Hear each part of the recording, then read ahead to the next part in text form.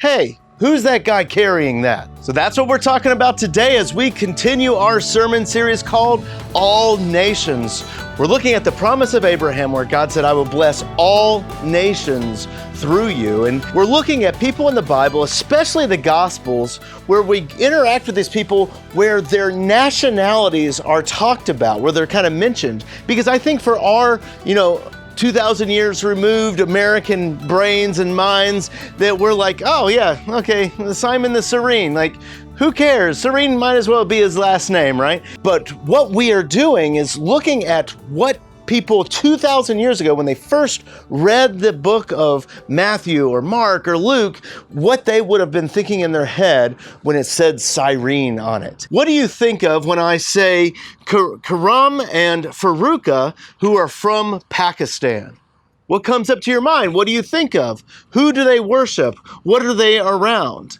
Like that same idea is all through the Gospels. Well, those two guys, Karum and Faruqa, they were Christians in Pakistan in the 70s, and they were raised in a pretty comfortable Christian home. They were taught to be good businessmen and honest people, and they both wanted to be engineers, and so they went to college and all of that and got a great education to do that. Though they were the minority as Christians in a primarily Muslim country, there was peace and harmony with Christians and Muslims during that time, but something happened.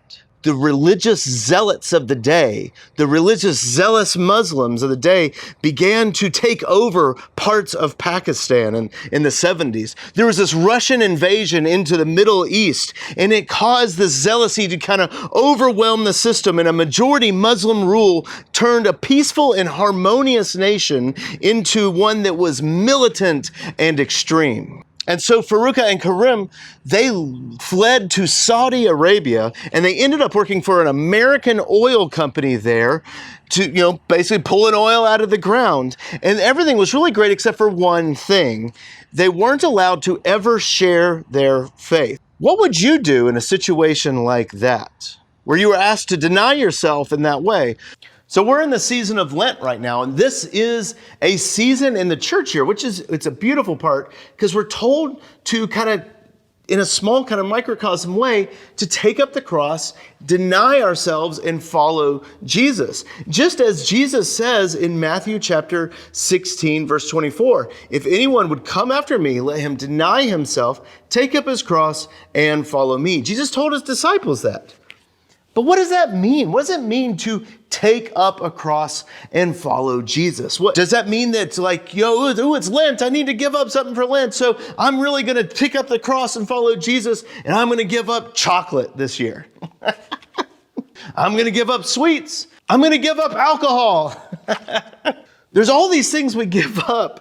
And I'm making light of like giving up those things. Listen, those are all good things to give up. Giving up sweets or desserts or something like that. It's a small microcosm of what it means to take up the cross and follow him. But I think we can all agree on that taking up our cross and following Jesus often has something to do that's much deeper with our faith with Jesus. Because sometimes taking up our cross means that we have to deal with something rather unpleasant, have to deal with some kind of persecution, some kind of hurt, And when we have to deal with it, it's actually kind of dealing with it and not just complaining, not being like, they're trying to take this away from us. And rather than being angry at someone else, becoming a servant to them and serving them. In other words, like, picking up the cross may mean enduring suffering and challenges as we live out in the stations of our life. And sometimes it means doing something or living in something difficult. Now, here's what you got to understand. So the sermon series, this is my sermon here, but the sermon series we're using this week is borrowed heavily from the Concordia Seminary in St. Louis's Lent sermon series that they produced. And they give this out so pastors can use it. And it's been fascinating. There's things that I have learned during this. But I kind of took issues with some of their examples because they began to have examples kind of in this part of the sermon where, as Christians, by living in your Christian faith, that you may get shunned from things. Like you may get shunned from like neighborhood parties, and you may get looked over for a job, because you're a Christian. And listen, I'm sure those things have happened. And yeah, I sometimes have to restart conversations because, I'm a Christian pastor. And I'm going to hear from people. They're like, oh, this happened at this time, date, and place. I'm going to hear all that. But I've never had anything like that explicitly happen to me. Sure, it may happen lightly, but it's been nothing that's meant to damage me. But you know what I have seen? I've seen Christians disagree with other Christians, and one group of Christians will try to absolutely destroy the other one. I have seen people try to remove me as a pastor because they disagreed with me. I have had people in the last few years that I will say something that's kind of critical of some leader or a political figure, something like that, and they will disagree with me so much that I will never see them again after that. That's not a choice I'm making, that's them making that. And that really distresses me, and I don't know what to do about it. And I try to figure out and renew my own faith and my convictions, and how do I live in the cross of Jesus each and every day? So that's my question for you. How do you deal with these situations? How do you deal with those situations where someone is judging you and giving you shade because you are a Christian, but also how do you deal with situations where there's disagreements even in the body of Christ? And you're trying to figure out how to take up the cross. Taking up the cross is difficult and it's hard. And I think there's just repeated times when we hear, pick up your cross and follow me. In the Gospels, especially the Gospel of Matthew, I think the disciples, those first disciples, they end up really looking a lot like us. Jesus really has to remind them kind of constantly that you got to take up your cross and follow him. Yeah, I can't remember the exact amount, but I think it's around 3 times that Jesus says, take up your cross and follow him, kind of over and over again. And it's almost like they forgot about it all the time. I mean, Matthew chapter 10 is one of these times. He's talking about going to the lost sheep of Israel and talking about how the kingdom of God is near and all those things. And Jesus says, whoever does not take up his cross and follow me is not worthy of me. And he's talking about all of this, all wrapped up in the idea that he's going to die and rise again.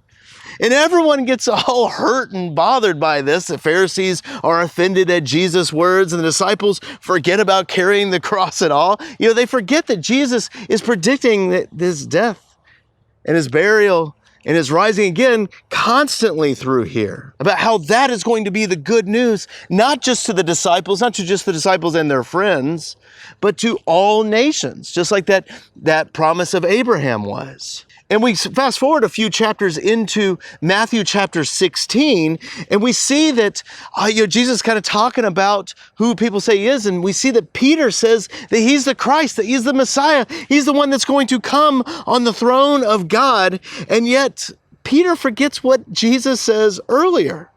He forgets what Jesus talks about with carrying the cross, because Peter can only see, he's like, you're the Messiah. He can only see like gold thrones. He can only see places of high power. He can only see all of that. He's having a hard time seeing crosses, I think.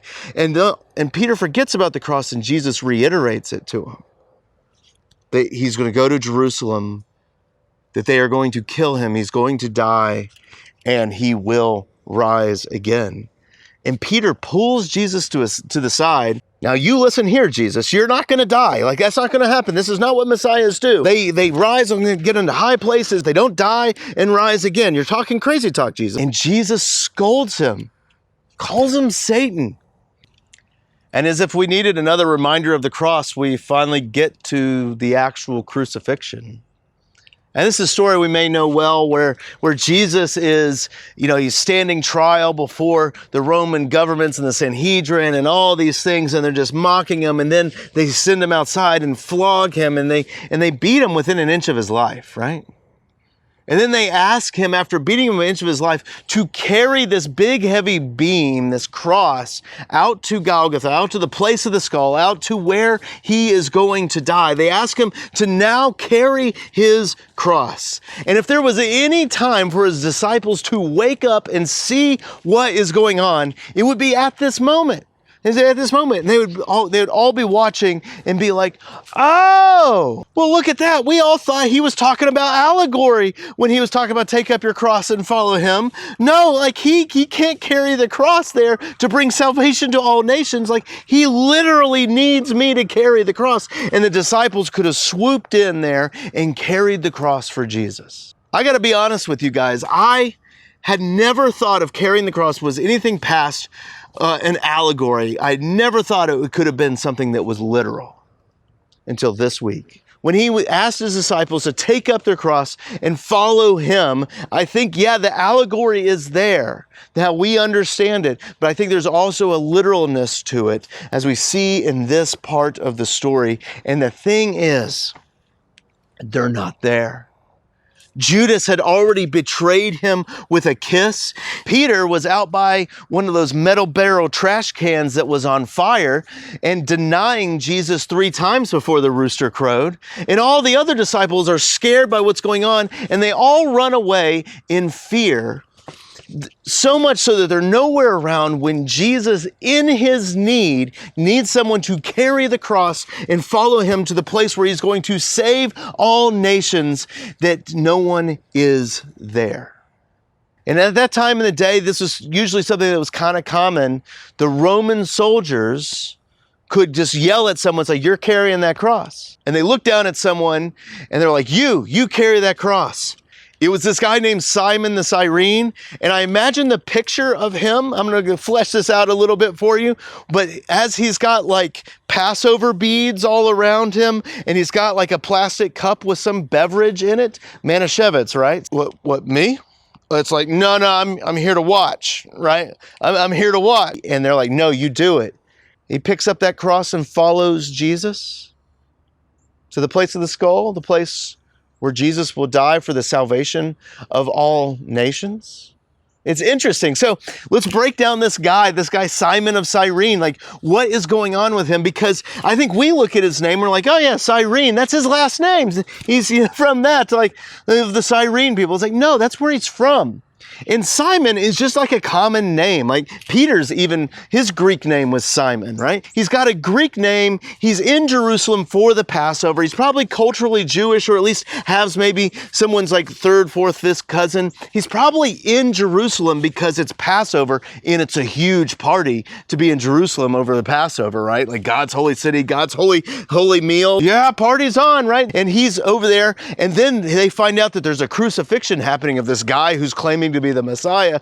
Big show. And I imagine a lot of people would turn up to watch all that stuff happen, much like how people would turn up in France and watch people lose their heads to the guillotine. You know, that was like a huge deal, right? People even wore jewelry of the guillotine. Yeah, crazy stuff. People love to watch people being killed on the guillotine. I'm so glad we're beyond that, right? NCIS, anybody? The whole news adage, if it bleeds, it leads. Yeah, we're not beyond any of it. Yeah, so his name is Simon, but Cyrene is actually a town on the coast of North Africa. Very cosmopolitan city, lots of people, port town, lots of influences from all over the place. He's not just one nationality, right? He's kind of all encompassing in that. That's what the original hearers would have heard when they heard Cyrene.